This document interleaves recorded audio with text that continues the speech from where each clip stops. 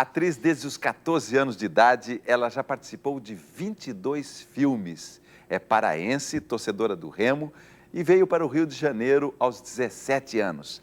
Vamos receber nossa convidada de hoje no Novos Nomes em Cena.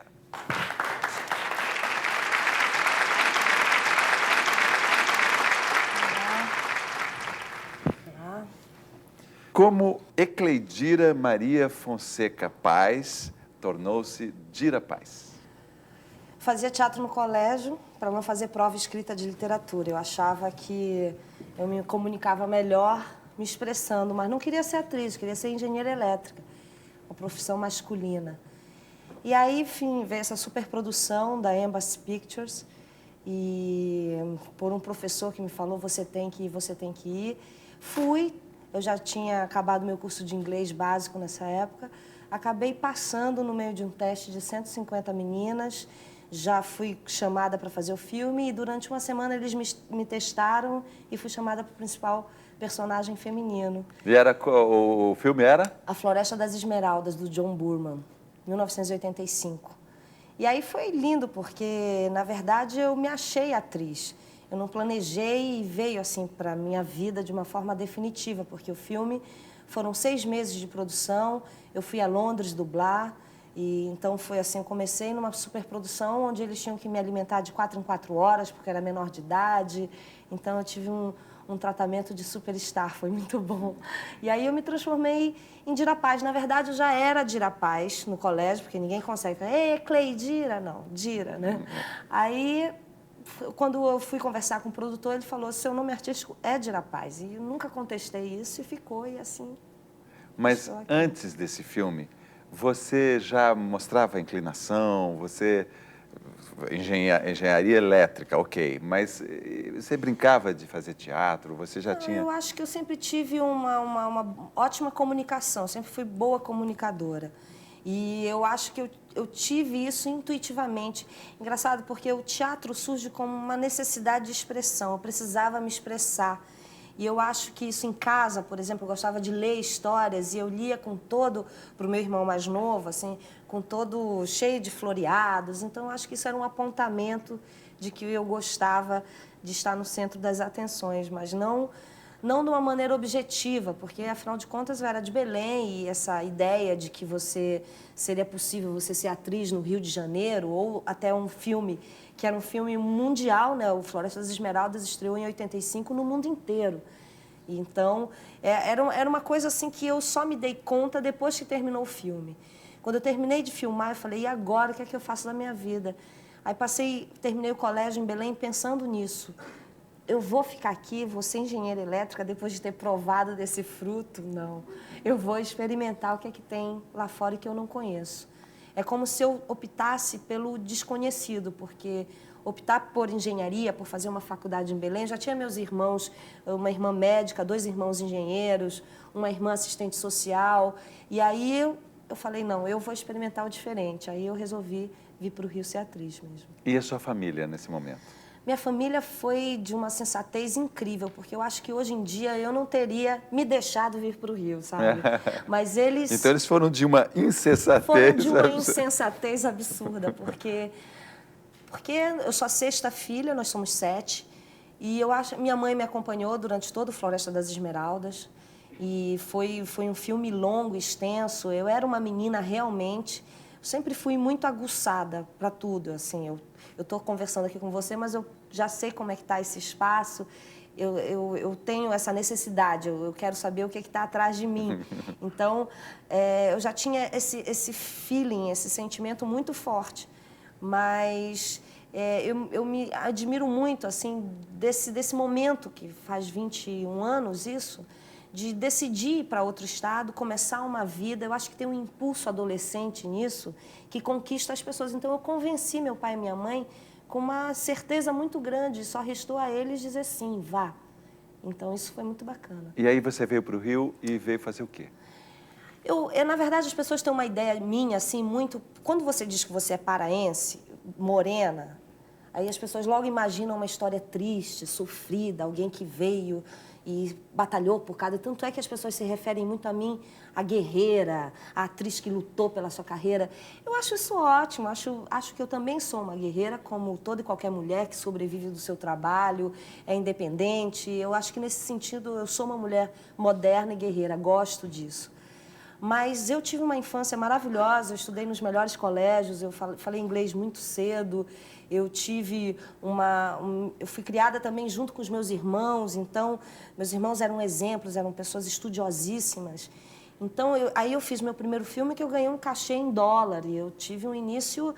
Assim, você não veio com a mão na frente e outra atrás? E as pessoas, geralmente, toda vez quando eu tenho que contar a minha história, até... alguns jornalistas ficam assim, perderam um pouco o assunto. Decepcionou, né? E aí eu vim para cá e eu entrei na Cal, conheci Ian Michalski ainda, então tive esses momentos de presentes mesmo da vida. Ele falou, não, fique aqui. Entrei na Cal, fiz 2 meses de Cal e teve um teste para ele, o Boto do Walter Lima Júnior. E aí eu fui fazer esse teste com ele e depois de uma semana ele falou que o papel era meu e assim começou a minha trajetória no cinema brasileiro mesmo, porque eu comecei já com um grande mestre, né? Com um grande mestre. E foi um filme incrível. Eu ouvia, quando criança, muito repetidamente, histórias sobre as lendas brasileiras, as lendas amazônicas. Eu ia dormir ouvindo sobre a lenda do Boto mesmo. Né? São coisas muito intrínsecas com a região, com a comida, com o cheiro, com a temperatura, com esse tipo físico que eu tenho. Eu sou uma mulher amazônica, eu sou uma cabocla amazônica.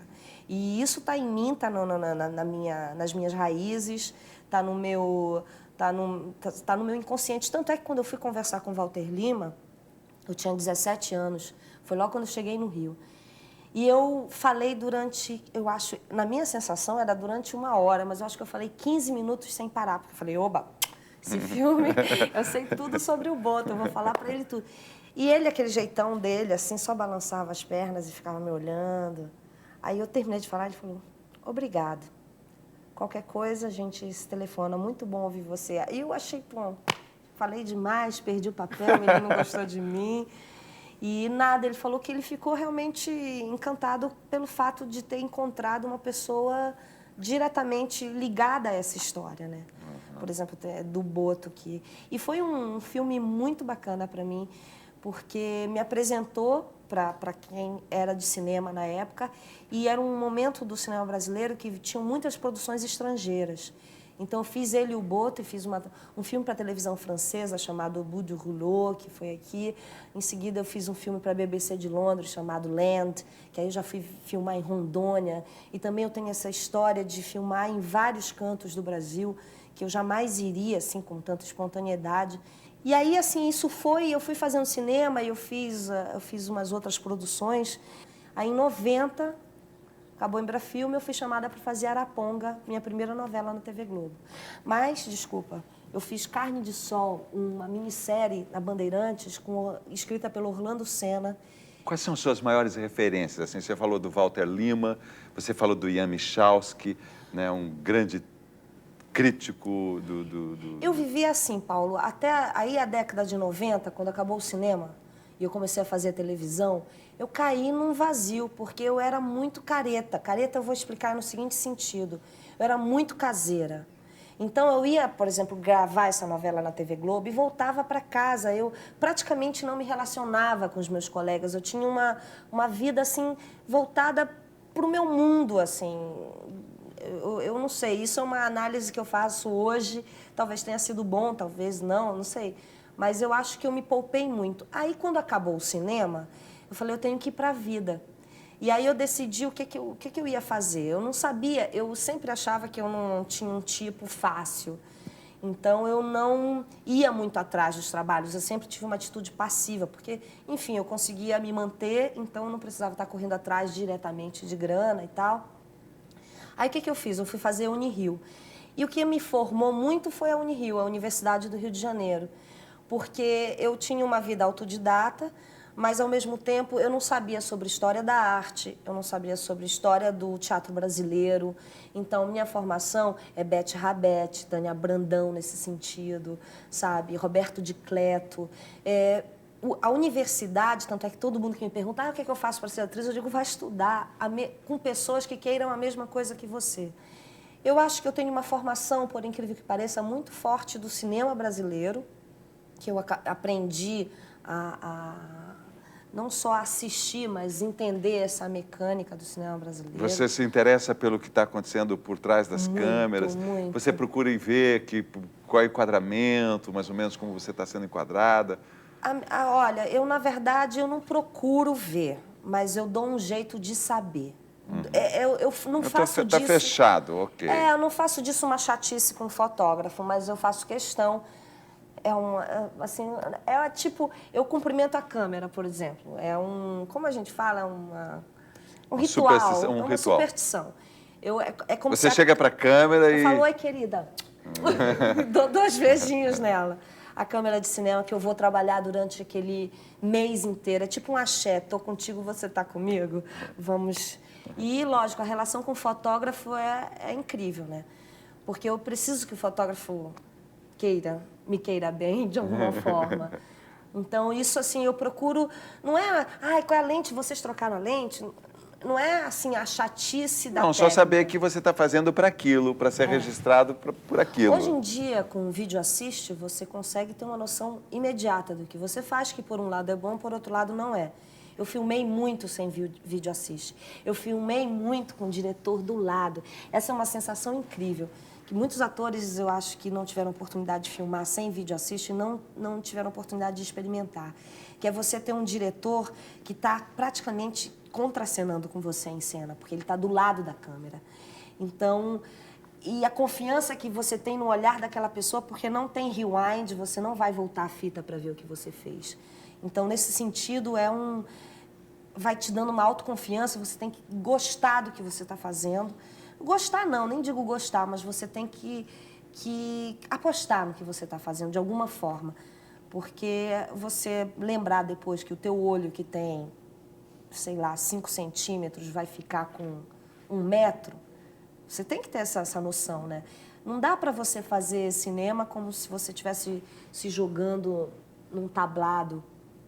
São técnicas diferentes. Mas a televisão e o cinema, a impressão que eu tenho é que você tem que ter uma... Na televisão, tudo você tem que jogar fora.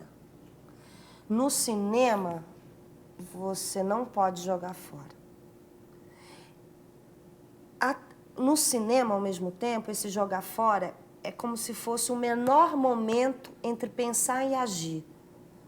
Porque se você demonstra para esse olho que vai ficar com 1 metro de tamanho, que você está pensando e que depois você vai fazer, eu acho que aí já viram. Na televisão isso dá para fazer rápido, mas no cinema é como se você tivesse que... não sei, eu acho que é esse momento que é o momento da atuação. Porque você não para de pensar, né? Você não deixa de ser você para você fazer um personagem. Você está ali o tempo todo. Mas o que você quer passar para o outro é que ele não perceba que você está ali, que ele só veja o outro personagem. Então, esse momento entre o pensar e o agir, o pensamento e a ação, é que eu acho que acontece a interpretação no cinema. Quais são as suas referências da sua casa, assim, na sua estante, coisas que você gosta, livros, filmes?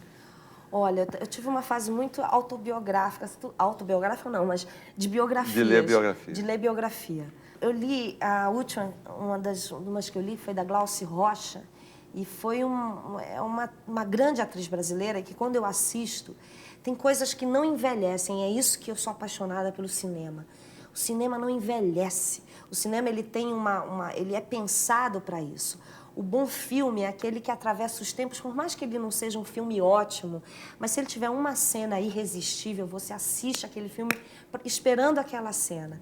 E quando eu vejo Glauci Rocha, quando eu vejo Cacilda Becker em Floradas na Serra, você vê que aquelas atrizes, parece que você está vendo elas naquele momento pela primeira vez. Então, por exemplo, a última foi da Glauci Rocha e ela tinha uma coisa com as mãos muito forte. Falam que as mãos delas eram enormes. E eu sempre acho que a minha mão é meio masculina, assim, eu tenho uma mão Uma mão grande, assim. Então, desde que eu li essa coisa, eu não posso ver mão. A minha mão virou uma preocupação na minha vida. Então, assim, você vai se alimentando dessas pequenas coisas. Você chega no set e cumprimenta A minha amiga. a sua amiga câmera, com beijinhos Seja e tal. 16 milímetros, 35 milímetros. Super 8. Super 8. Todas eu cumprimento como velhas amigas. Então, existe uma coisa, as pessoas dizem muito que nossa profissão está relacionada com a loucura, ou que, de uma certa maneira, bordeja aí a loucura. O que é essa loucura para você? Mas, depois do intervalo.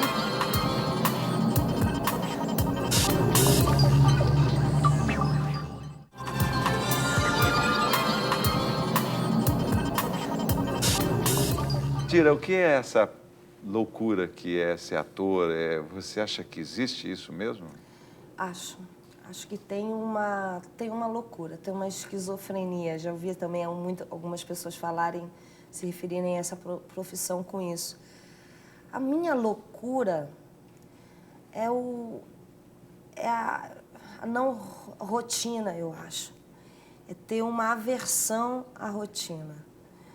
E eu preciso do desafio. Eu preciso disso para eu ser feliz. Eu acho que eu preciso disso para ser feliz. E os desafios são quando você pisa em terrenos nunca antes pisados, para fazer uma analogia. Mas se você me falasse assim, Dira, qual é a tua particularidade, eu acho que eu não tenho medo. Eu não tenho medo de ficar feia, eu não tenho medo de ficar bonita, eu não tenho medo de... Eu não tenho medo. Ser ridícula. De ser ridícula. Tenho, assim, um despudor. Eu acho que eu sou... Qual foi a maior loucura que você fez para interpretar um papel? Não sei que... Eu já por exemplo, um filme que eu fiz com muito prazer, que eu lamento muito ele não ter sido terminado, que é o Maria Moura, Memorial de Maria Moura. Eu peguei um cavalo, lógico, e o cavalo me jogou alto, me jogou muito alto. Ele se assustou com um passarinho, eu estava montada no cavalo, ele empinou, eu saí, só que quando eu caí em pé e abri os braços. Então parecia que foi uma cena assim, ensaiada, incrível. Eu estou falando disso como uma alegoria, na verdade, porque a gente se arrisca, né? A gente se arrisca o tempo todo nessa profissão. Mas cenas incríveis, cenas com 5 minutos, a luz caindo, e você, sem saber, não dá tempo do diretor dizer o que é que você vai fazer, e você faz uma das melhores cenas do filme. Por isso que Dadá isso aconteceu algumas vezes. Por acreditar. Por acreditar e por ter um companheiro que responde junto, e você se entrega, ele se entrega também, e você consegue tirar dali um momento único da tua vida. Isso é muito legal. Belém, né? Você disse que volta muito para lá, você organizou um festival, eu vejo você sempre se referindo.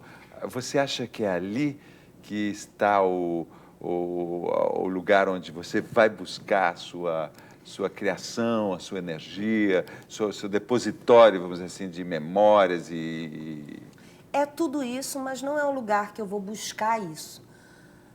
É também o lugar onde eu busco isso. Eu busco isso em qualquer lugar. Qualquer lugar, para mim, é o meu lugar, contanto... Isso é uma coisa que eu estou procurando como filosofia de vida. Eu procuro viver o momento. Então, eu estou aqui fazendo esse programa com você intensamente, potencialmente, inteiramente. E isso eu tento levar para todos os meus dias, o meu dia. Então, isso me faz com que eu tenha mais prazer naquele dia. Até mesmo com essa consciência de que você sabe que é improvável, que amanhã tudo pode ter um fim. Então, eu procuro saborear esses momentos, seja onde eu estiver. Mas o que aconteceu com Belém do Pará? Eu saí de lá muito cedo, né? Eu saí com 16 para 17, eu faço aniversário no meio do ano, então... E aí eu volto para Belém sempre, e voltava para Belém e percebi que eu tinha acabado de fazer 5 filmes aqui para cá e ninguém sabia lá disso. Aí fomos ver dos 90 e tantos festivais que tinham no Fórum dos Festivais inscritos, mostras audiovisuais, etc. Não tinha nenhum na região norte. Eu falei, temos um problema aí. Mas eu estava sentindo vontade de fazer alguma coisa. E a dirigir um festival de cinema acabou sendo quase natural, porque eu realmente já fui para muitos festivais de cinema no Brasil e fora do Brasil. Eu, assim, conheço as pessoas que fazem os festivais de cinema. Então, assim, a gente está retomando uma ideia de fazer com que o Brasil conheça o Brasil. Do que você tem medo, Dira? Eu tenho todos os medos. Não tenho todos. Mas... Um pouquinho de cada. eu posso te dizer, eu sou uma pessoa bem normal. Não tenho... Mas... Do Boto você tem medo? Não, o Boto, depois eu perdi o medo. Depois Depois do nosso encontro na lua cheia, eu perdi o medo, fiquei apaixonada. E o que você acha que é a função do ator? Emocionar.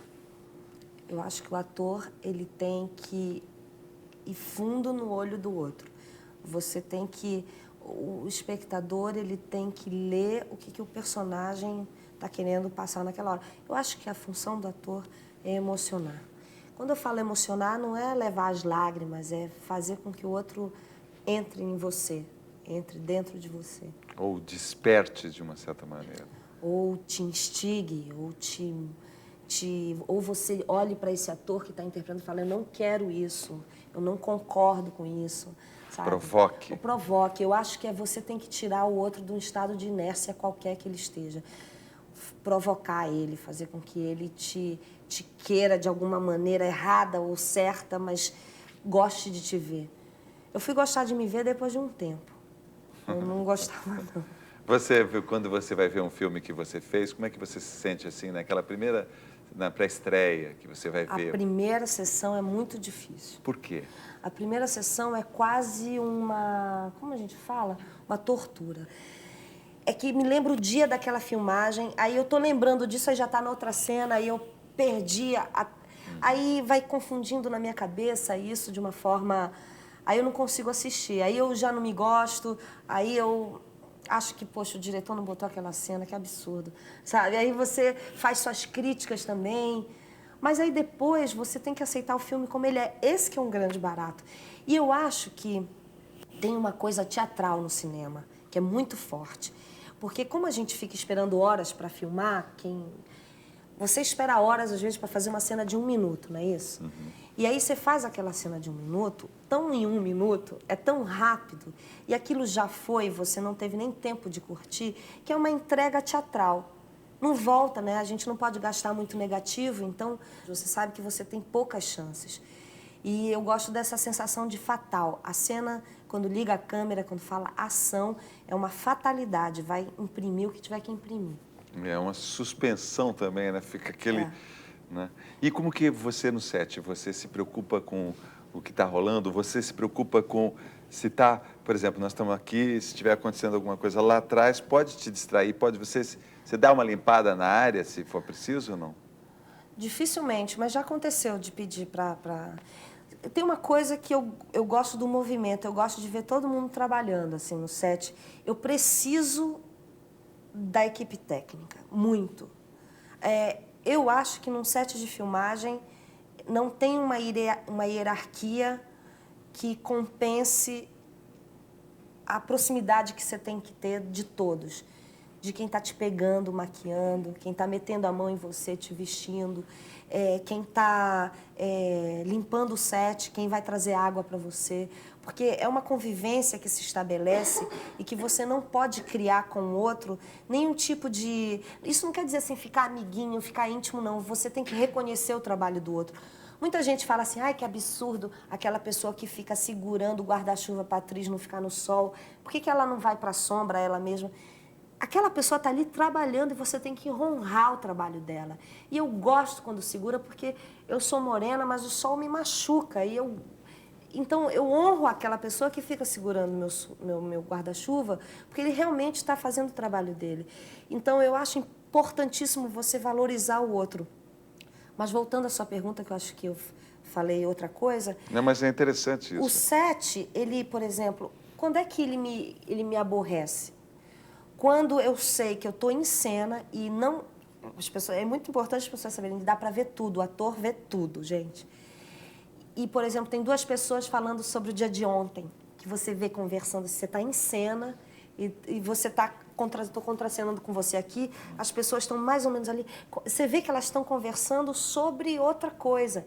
E eu acho que o momento da cena em cinema é sagrado, a gente está falando de ritual. O cinema é um momento ecumênico, é sagrado. Então, a gente trabalha pra caramba para aquele momento da cena, para aquele momento que vai rodar o negativo, que é a preciosidade.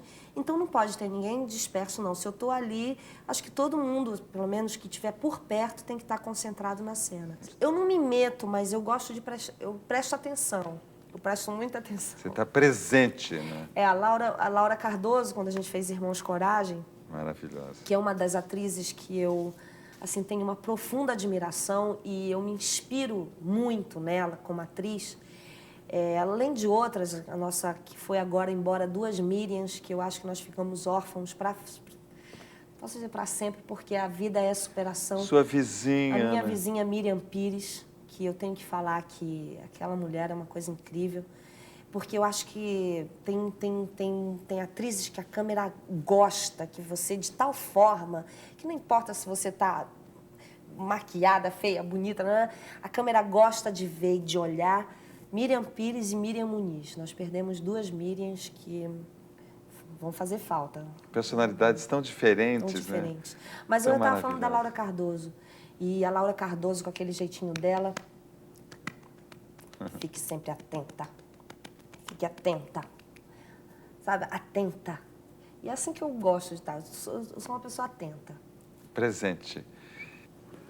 Conversamos aqui com Dira Paz, que, entre outros trabalhos, fez na TV A Diarista, Força de um Desejo, Dona Flor e Seus Dois Maridos e Irmãos Coragem. No cinema, fez, entre outros, muitos filmes, Casamento de Luíse, Curisco e Dadá, Amarelo Manga, Cronicamente Inviável, Anaí de las Misiones, e ganhou muitos prêmios. A Dira ganhou 14 prêmios. Entre eles, melhor atriz coadjuvante do Festival de Gramado com Noite de São João, a PCA de melhor atriz com Anaí de las Misiones, 3 candangos do Festival de Brasília por Anaí de las Misiones, Curisco e Dadá, e um outro candango por estar indicada por 3 filmes, Amarelo Manga, Lua Cambará e Celeste Estrela. Pô, parabéns, Dira.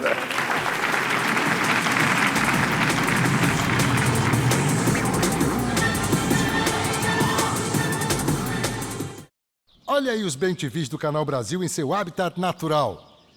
Peraí, o narrador chamou a gente de bem-te-vi? Tô ligado, é porque os humanos acham que o som que a gente faz é bem-te-vi. Isso não faz o menor sentido. Eles não sabem que o que a gente fala é... Imagina o dia que eles descobrirem que a gente tá o tempo todo falando